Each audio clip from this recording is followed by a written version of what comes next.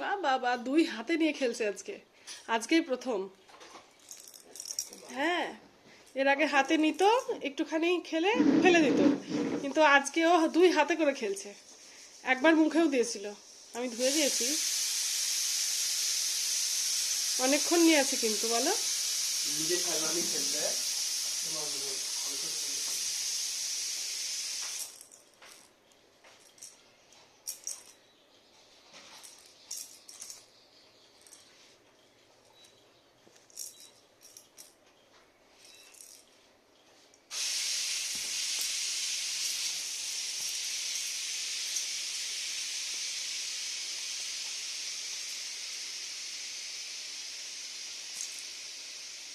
খুব ব্যস্ত খেলতে।